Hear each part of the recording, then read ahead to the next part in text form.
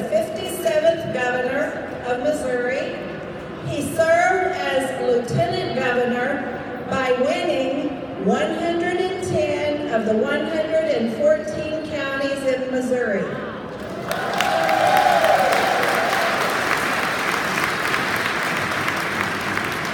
Before that, he served as senator of the 28th District, and he also served in the Missouri House of Representatives for 4 terms. Prior to that, he was the sheriff of Polk County for 12 years. Please stand and make welcome our Governor, Michael Parson.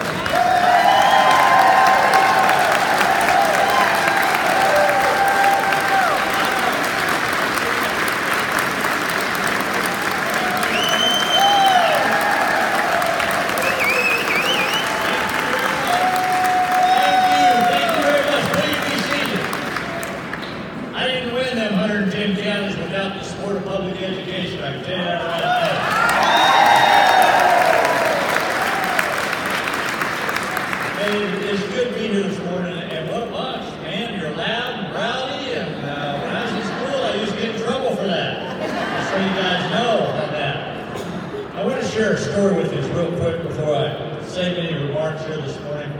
How much public education means to me where I came from. In a small town, with not a lot of opportunities, but the thing that holds that town together was the school. The school system there when I grew up was the main focal point about everything, as it is today in many small towns across the state.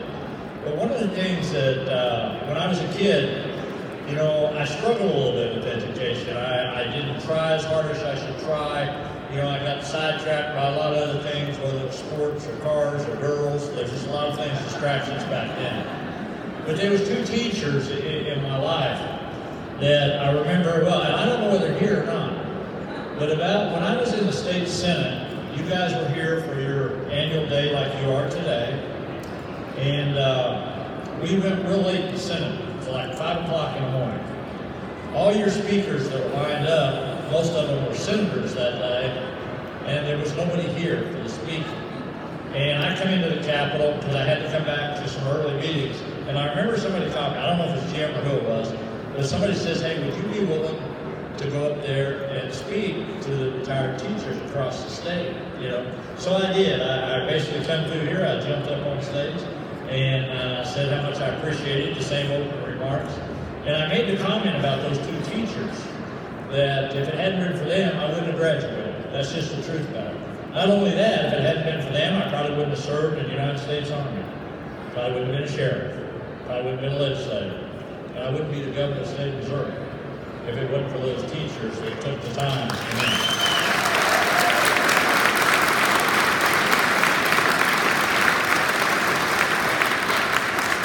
As I was telling that story to all of you that day, some of you here that remember that, I was telling that story to all of you. When it was all said and done, everybody finished and all of you started going your different ways and everything, and I kind of went out and said hello to a few people I knew. In the back, right there in the back of this rotunda, those 2 teachers that I talked about, Miss Bean and Miss Blackwell, were in the back of this room. And I hadn't seen them for a long, long time. And I was just so humbled that they were there that day that I made those remarks. But if it wasn't for those 2 teachers, I wouldn't be the governor of the state of Missouri. So that's how much every one of you have meant to somebody in their lives.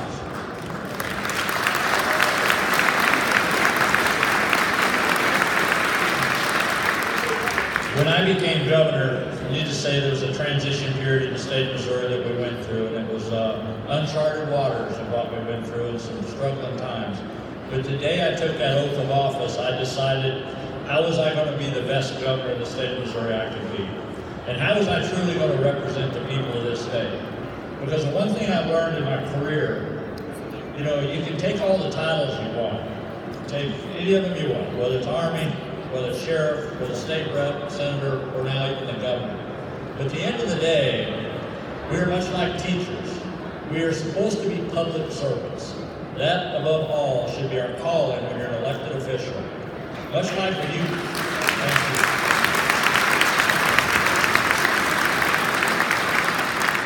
Much like when you go into a classroom, which I have no idea what that's like to go in there day in and day out, but my mind is this: you're supposed to be teaching some child something to prepare them for tomorrow. That is what you're supposed to be doing. And as many times people want to criticize public education, and not to say any of us are perfect, because we're not, but year in and year out, the public school system in this state does a good job educating our young men.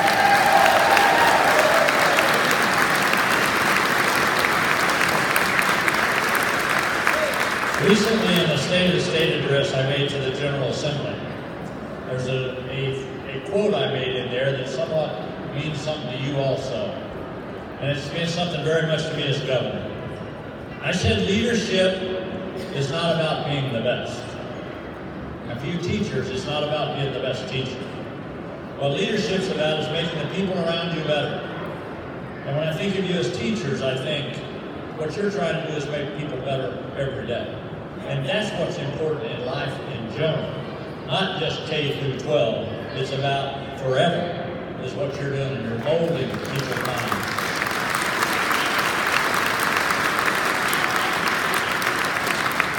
When I received the budget this year, you know, that was in the first 30 days I took office, so you had $28 billion laid on your desk and you're trying to figure what do you approve, what do you not approve.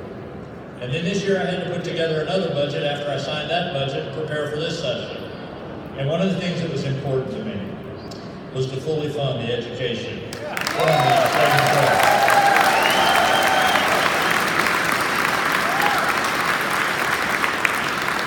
The other thing, I want to give teachers across this state credit, and I want to give the entire education community credit.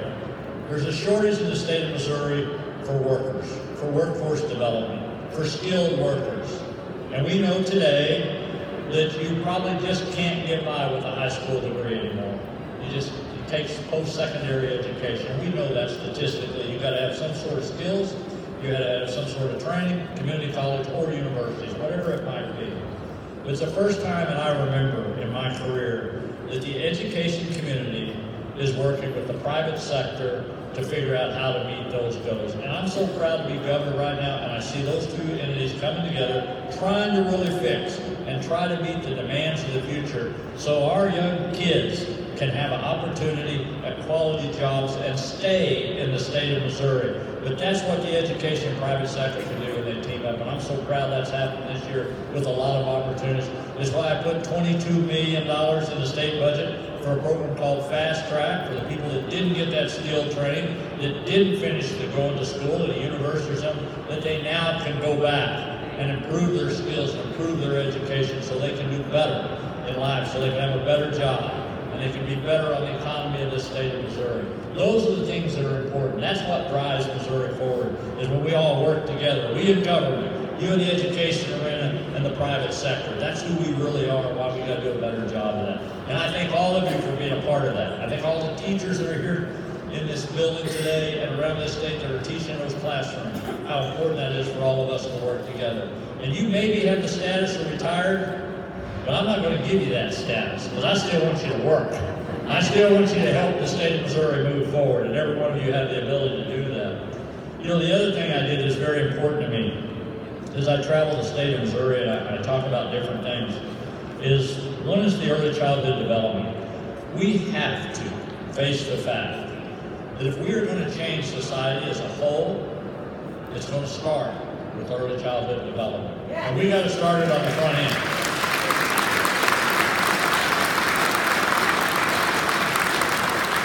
And there's no way to sugarcoat it. It's going to cost something, and we got to figure out a way to pay for it. But if we really want to change society as a whole, I think that is where we start. That's long-term thinking. And you know, I was reading an article that you guys will appreciate, but I was reading an article a couple weeks ago that says that a kid starting kindergarten today, now you just grasp this for just a minute. For some of you, maybe it's been around like I have a little bit. A kid starting kindergarten today, the job that they will have has not been developed yet. So when they get out of college, that job, that's how much technology, that's how much science, that's how our lives are changing. Whether we want it or not, you're on the roller coaster. But that's for that younger generation. We got to prepare them for that. that, and it's going to start with early childhood development. We got to do a better job of that. It was glad to put extra money in this year for parents as teachers and early childhood development to start that process. There.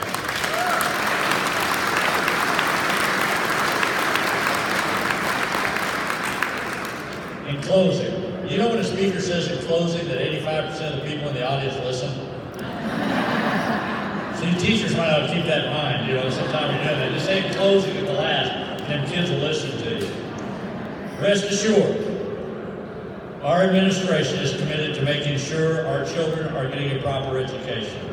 And I am committed to making sure our teachers across this state get the respect and the integrity they deserve and are due. It's going to take all of us as we work together to improve the public education system for the future generations and the future of Missouri.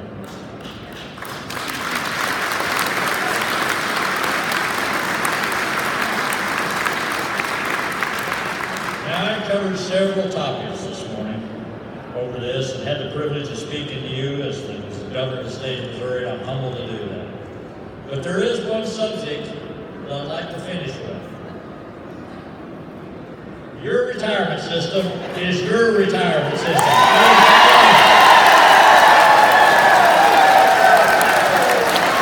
It is an honor and privilege to be the 57th governor of the state of Missouri. God bless you, God bless Missouri, God bless the United States of America. Thank you very much for having me here. Thank you.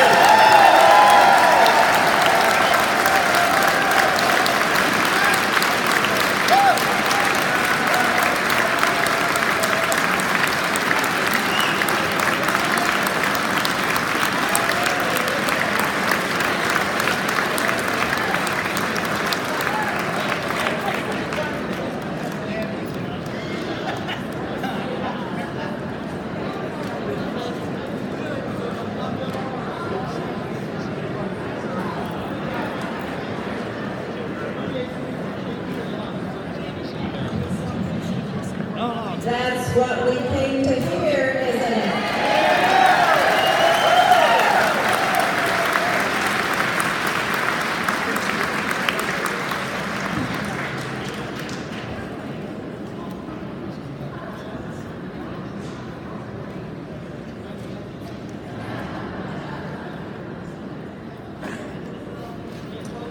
Okay, our next guest is our Missouri Auditor, Nicole Galloway. She, give her a round of applause.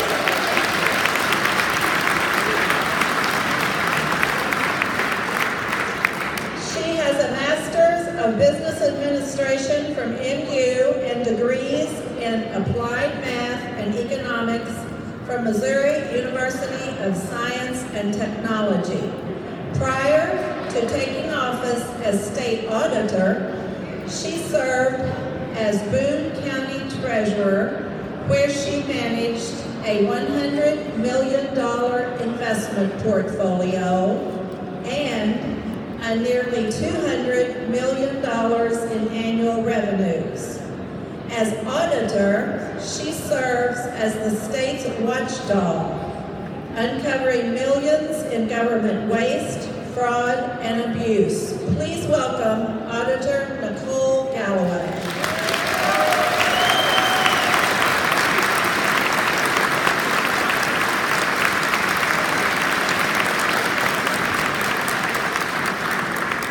Well, good morning, and thank you all for having me here today. I do really appreciate it. And as you heard in my bio, I came from local government. I served as treasurer in Boone County before ever becoming state auditor. And as treasurer in Boone County, I served on the board of the County Employee Retirement Fund, called SERF, which is the county pension fund. And I know how important retirement security is for you now, but those that come up behind you.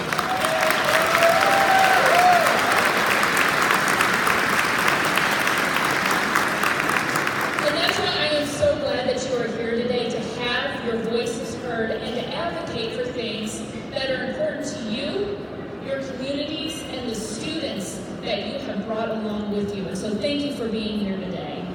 It is an honor to serve serve as your state auditor.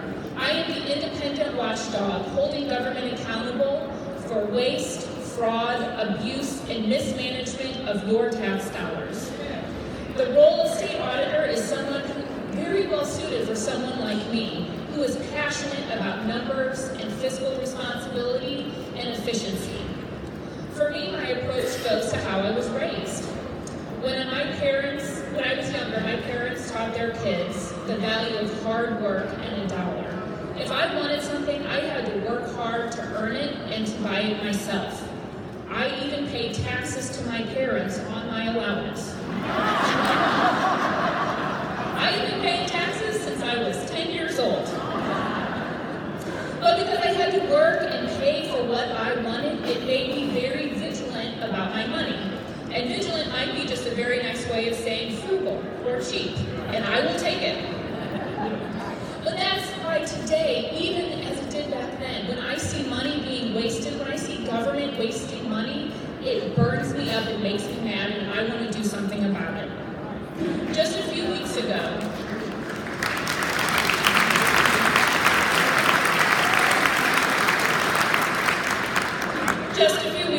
I was sworn in to my second term as Missouri auditor, and I'm very proud of what we have accomplished. In the last several years, we've identified over $300 million in government waste, fraud, and abuse. And because of our audits, 38 criminal counts have been brought against corrupt public officials in this state.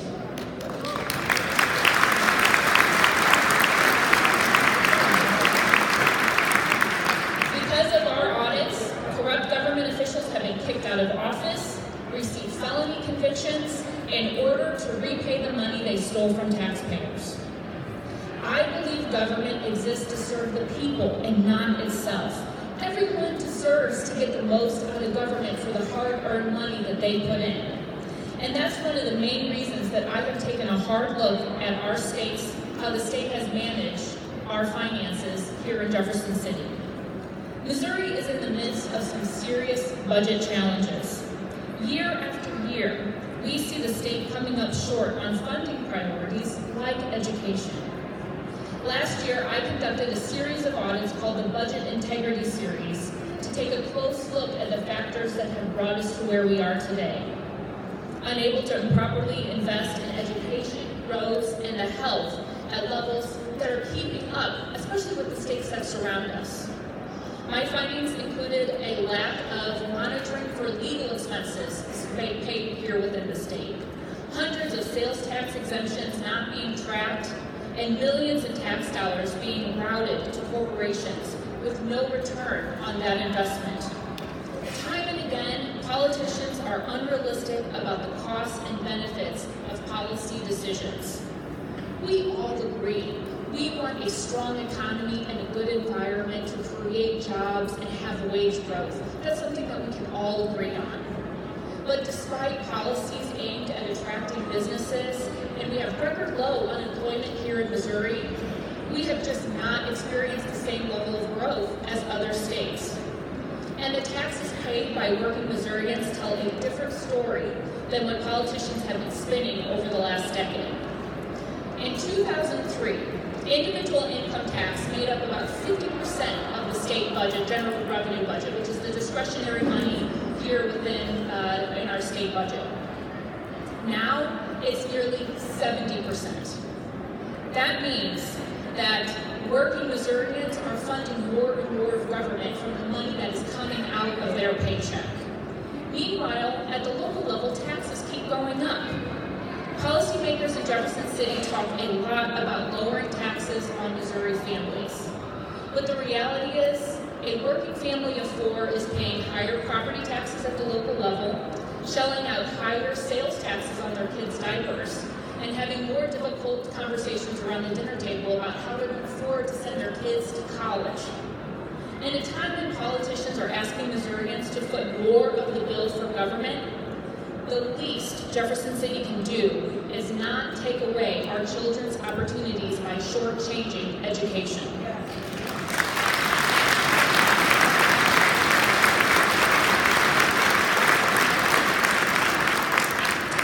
You know, we hear it all the time. Education is foster a skilled and trained workforce that we need. I have 3 little boys that are 7, 5, and 2. I think a lot about what the future of this state is going to be for my family and for your family and for people in this state. Families and teachers must have the tools they need to succeed so our state can reach its full potential and for our family and our children to reach their full potential. I believe so strongly in your mission and what you do, and you must have the support to do it. The state auditor is the only independent watchdog in government looking out for you. I audit Democrats and Republicans alike. I am tough, I am fair, and I am thorough because that's what you deserve as taxpayers and people in our state.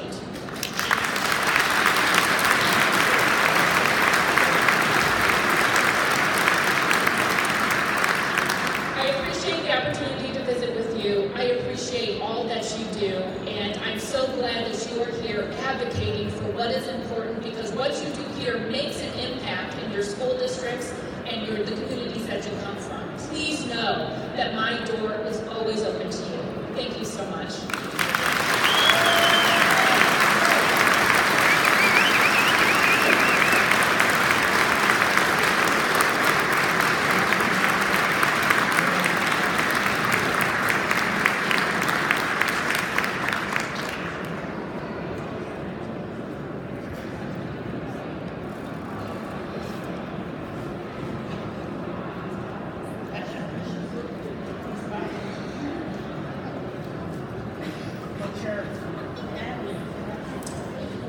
All right, our next guest is Representative Patricia Pike, representing District 126, which is Vernon and part of Bates counties. She was first elected in 2014.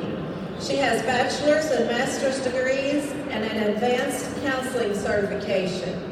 She is retired after 36 years as a high school guidance counselor, a family and consumer science teacher, and as parents as teachers coordinator. She's currently serving as the chairwoman of the House Pensions Committee. She is one of us. Make welcome Representative Patricia Pike.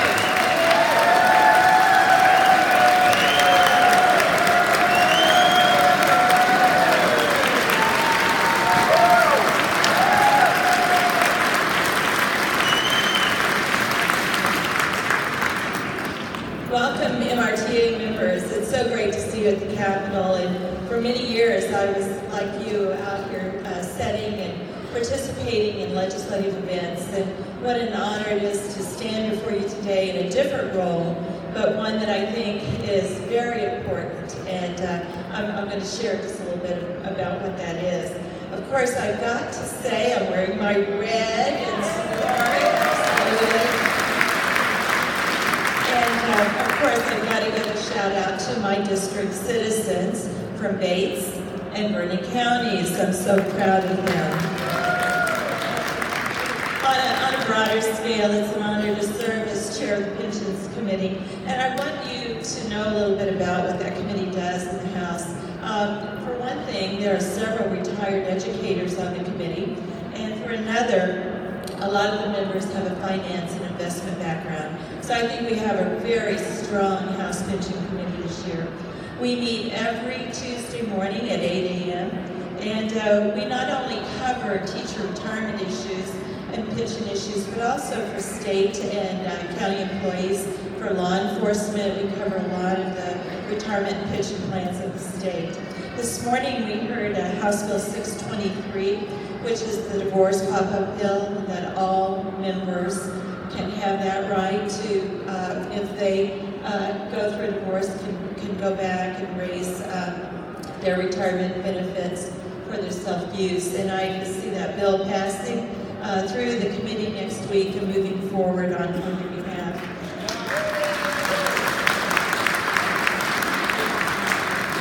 I want you to know I'm standing very strong on your behalf, but I'm not standing alone.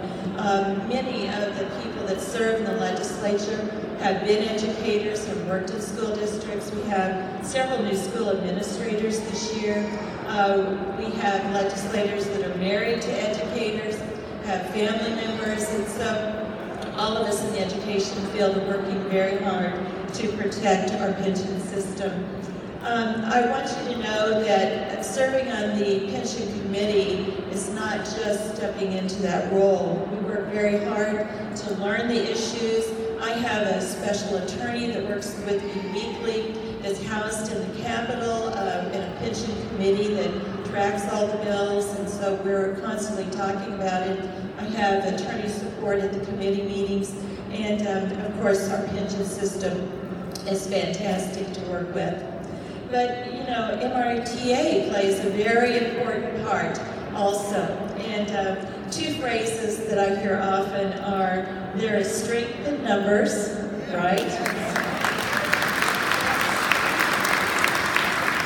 And MRTA is your pension watchdog.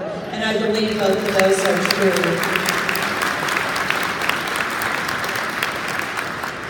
Approximately 1/3 of the House members are new this year. We have new leadership, and luckily we have a governor that's new, that's very supportive of all of us. And I think that that's a very good thing, that the governor is so supportive. So today, you know, the work that you're doing is going to be very important.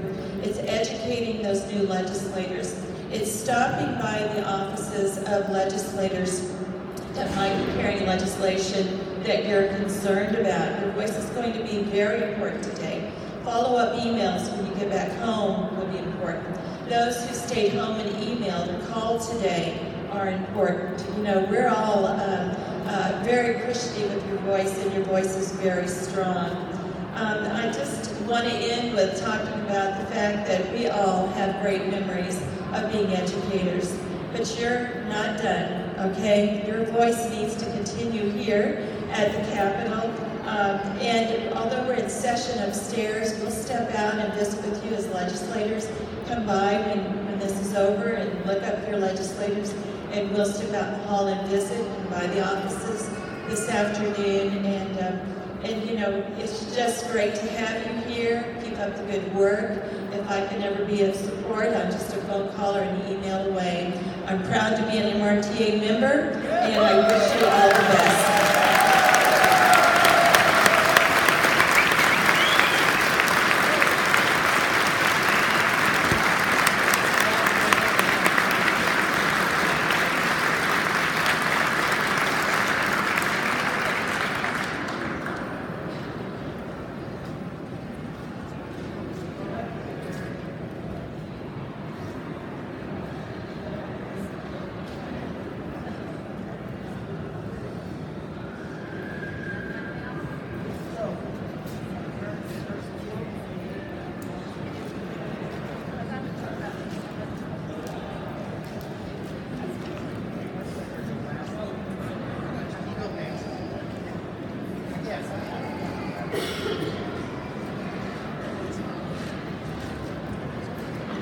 Okay, while we're waiting for a few of our other invited guests, when you registered, you received an updated issues of importance.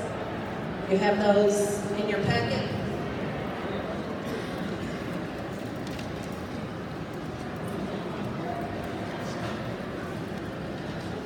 These are the items that you want to especially visit with your representative and senators about today, and get a commitment from them for the ones that we are opposed and for the ones that we support. If you notice, there are 3 bills that we oppose, and there are several. The ones printed in red, and then the ones printed in blue are the ones we are in favor of, we're supporting. But look at priority number 1. That the language for that bill, House Bill 864, popped up late Friday afternoon. Most of you probably heard something about it over the weekend. The wording, a brief summary, is right there for you. but it would basically drain our PSRS peers system. So that one in particular, you want to get a commitment from your legislator as to whether they will vote yes or no on that bill. And today is your day to educate them about that.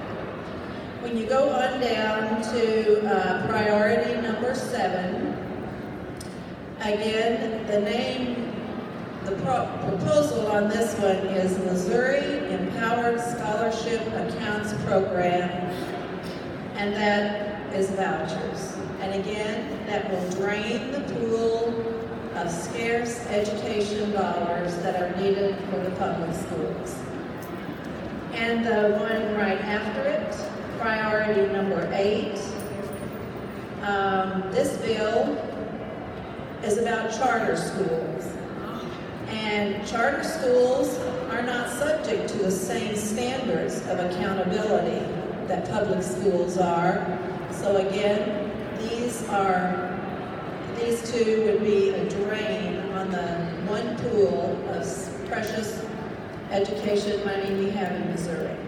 And of course, like I said, the ones printed in blue, you can take a few minutes and read through those. Those are the ones we are in support of. But especially today, the number one priority, please get a commitment from your legislator for that. Now,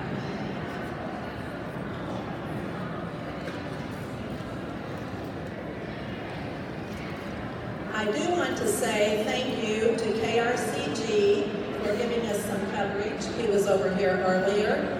I do know that the Eldon Advertiser has a representative here today, and if there is anyone else from any media outlets, we do say thank you for spending your time and giving some coverage about these educational issues.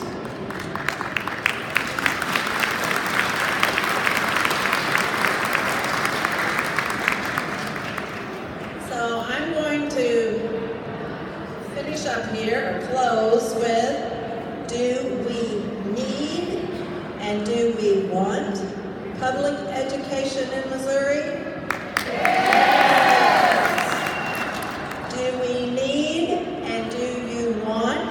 Your pension? Yes! I didn't hear you. Yes! All right, let's give it our MRTA yell. Give us an M. M. Give us an R. R. Give us a T. T. Give us an A. A. Who's that represent?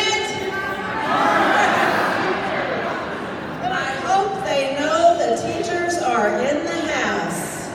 Thank you so much for spending your time today. And now, Mr. Kreider.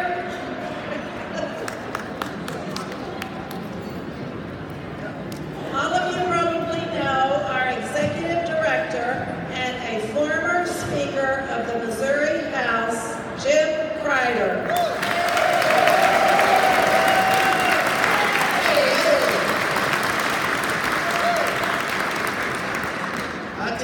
I am so very proud to be your director. You make me look good. You know, you have been described as obviously a powerful group, right? So let's have an attitude. You know, House Bill 864 is a really bad legislation. Basically, it allows any teacher to opt into a 401k. Which means less money to the system, less money to be invested, no COLA, possibly benefit reductions. This is a bad, bad, bad bill. So, what do we want to say about House Bill 864? How about kill that bill? One time. Kill that bill! I love you. That's good. You know, as I build that wall, I've been wanting to do that. I have been wanting to do that for 25 years. Kill that So folks, make your visits, have a good day. I cannot thank you enough for coming, for driving in the winter weather, walking in the winter wind, right? For dealing with the Capitol that has a shield over it now. Looks a little weird, doesn't it? But next year we'll probably have the same construction going on, so you see what we have to deal with. But that makes you more special than ever that you showed up. What does Jim always tell you? The world is run by those who show up. MRTA has showed up today. You have showed up today, and I sincerely thank you for that. Now, I will tell you, anybody that has a parking ticket, just send it to MRTA, we will pay it.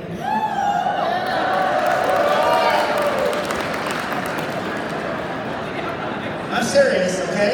Just send it to the office, we'll take care of it. And all these packets need to be distributed.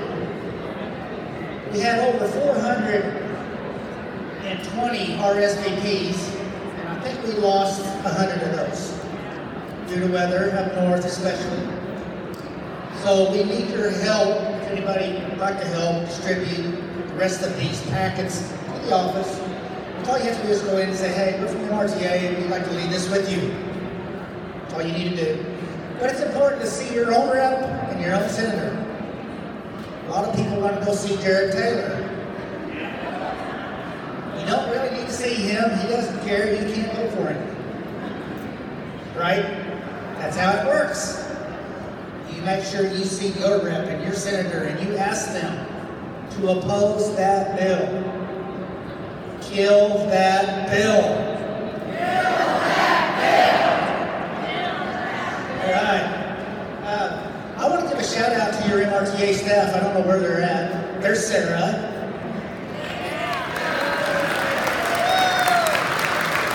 And there's Paige. Paige's over there. Lisa. She's over there. Let's give her a hand. And then our half-timer, Miss Joyce, she's over there. I'm telling you, you have the best staff in Jefferson City. They work hard. And they make me look good. What do you think of my beard?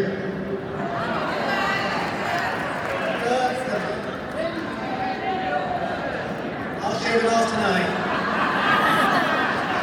It is overwhelmingly. So I appreciate your opinion.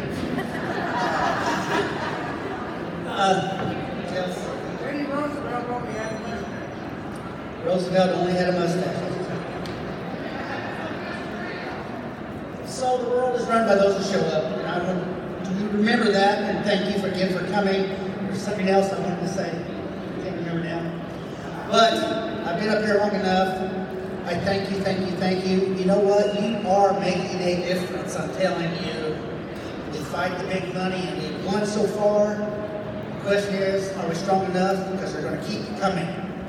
Obviously. House bill that was introduced Friday is proof of that.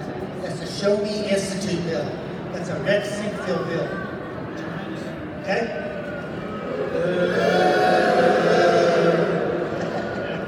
All right. Thanks again, and I'm going to turn it over to Madam President.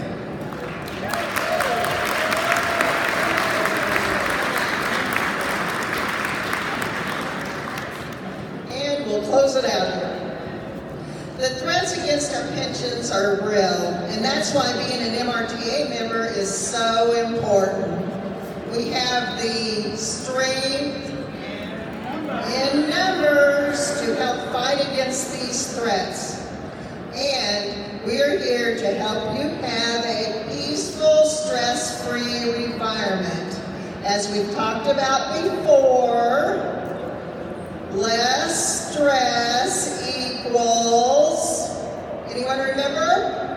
Less wrinkles. Fewer wrinkles. It's like having a mini facelift for only $35 a year.